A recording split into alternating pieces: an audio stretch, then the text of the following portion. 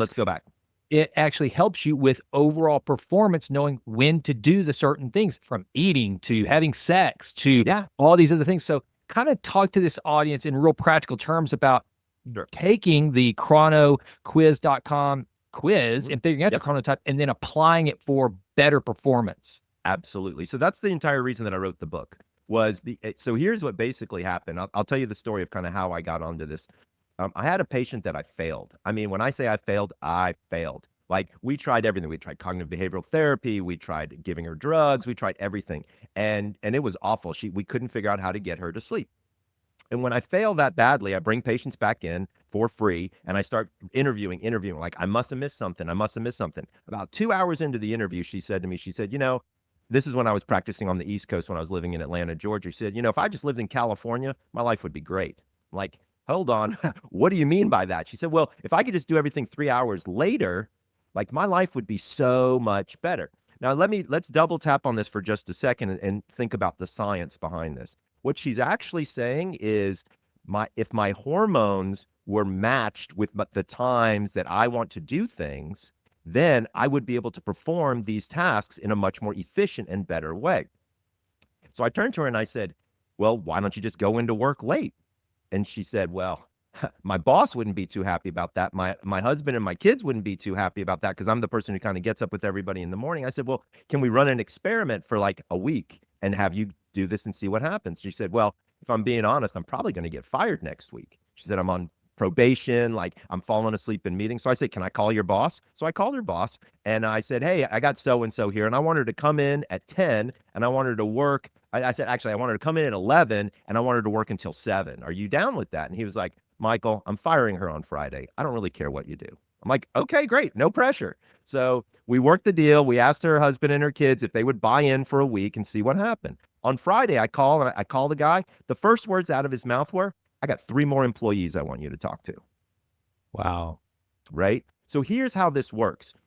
Is if you know your chronotype, this is all based on body temperature and your hormones. That's it. This is all biology. It's not like I woke up one day and said, hey, I'm going to make up chronotypes and turn them into animals. No, this is like real science. And so what we do is we know when certain we know when you wake up, right? Everything kicks off and hormones go in a very particular fashion for everybody, right? But it's when you wake up that is the key factor of when those things turn on. And we know that melatonin production has a tendency to stop in people at particular times based on their chronotype. So this is all about matching hormones. And you said it perfectly. If I can match when my hormones are at their optimal, and then I do an activity that is at that it requires those hormones, I'm going to do that activity optimally.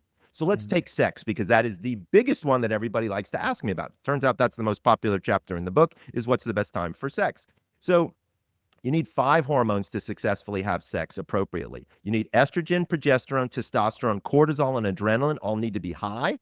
And melatonin, the sleep hormone, needs to be low.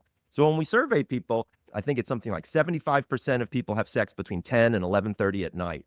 What do you think your hormone profile looks like? I guess it matches what you just said, right? I mean, it's the opposite. No melatonin is high and all of those things are low. So now so that's when they're having sex, but they're not having the best sex they could have. Exactly. Now exactly. Right. So when you start to look at that, then you start to wonder, I wonder how this would work. So what we did was we gave people the assignment of, hey, have sex in the morning and tell us what happens, right? And so it turns out that for lions, these are my early birds, that's fantastic for them. They love sex in the morning. It actually helps them focus and kind of get their day going. Dolphins, my irregular hormonal pattern people, they love it too, because it helps lower their level of neuroticism and their OCD, because they've had an activity that is working well for them. Now, here's the funny part is when we ask women only, here's what they tell us. They say, you know what? I feel better connection with my partner. And with men, when we ask them, they just say, whenever it's offered, I'm ready. So, that's not a joke. That was real data, right? So here's what's interesting is most people aren't married to a person that's of the same chronotype. So here comes the question. Michael, if I'm an early bird or a lion and my partner is a wolf or a night owl, when should we do it, right? And so I actually created a matrix in the book.